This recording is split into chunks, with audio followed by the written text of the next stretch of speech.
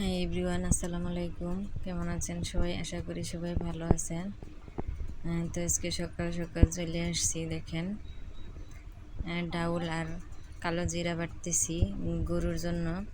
তো গরুটা অনেক অসুস্থ ছিল, এখন একটু সুস্থ হয়েছে। তো দেখেন, আমি এগুলোকে বেটে নিয়েছি, ফ্রিজে রেখে দেব, একটু একটু করে খাওয়াবো গরুটাকে, বাছুরটা যাতে দুধ পায় তার জন্য। এখানে হচ্ছে খেসারির ডাল আর হচ্ছে কালো জিরা দিয়ে ভিজিয়ে রাখছিলাম, তারপর আমি এগুলোকে বেটে নিলাম।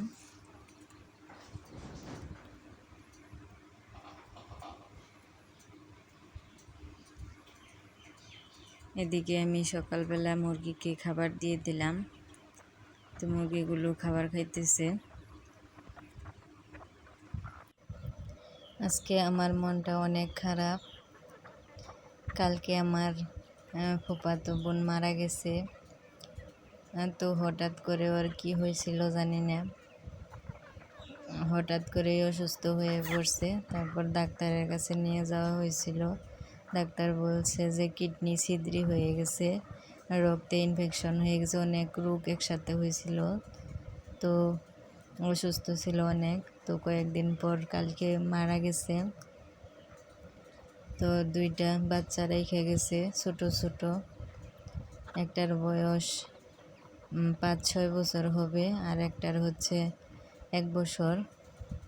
তো ওদের জন্য অনেক খারাপ লাগতেছে, অল্প বয়সে মেয়েটা মারা গেল। এদিকে হচ্ছে আমি আমার ছাগলের বাচ্চাকে দুধ খাওয়াইতেছিলাম। আমাদের একটা ছোট্ট একটা ছাগল বিয়েছে, তো ওই বাচ্চাটা দুধ পায় না, তার জন্য আমি সিরিঞ্জ দিয়ে ওকে খাওয়াইতেছিলাম। আজকে আমার কোনো কাজেই মন বসতেছে না, শুধু আমার বোনটার কথা মনে পড়তেছে। আসলে কিছু করার নাই, সব আল্লাহর ইচ্ছা। আল্লাহ যাকে পছন্দ করেন তাকে তিনি তখনই নিয়ে নেন। তো শুধু কষ্ট হচ্ছে বাচ্চা দুটার কথা ভেবে। ছোট ছোট দুইটা বাচ্চা রেখে গেল মেয়েটা। তো সবাই ওদের জন্য দোয়া করবেন আপনারা। সবাইকে একদিন এই দুনিয়া ছেড়ে চলে যেতে হবে, কেউ বলতে পারবে না কে কখন মৃত্যুবরণ করবে।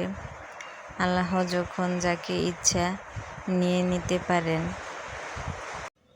আমার বোনটার জন্য সবাই দোয়া করবেন, ও যাতে বেহেশতবাসী হয়,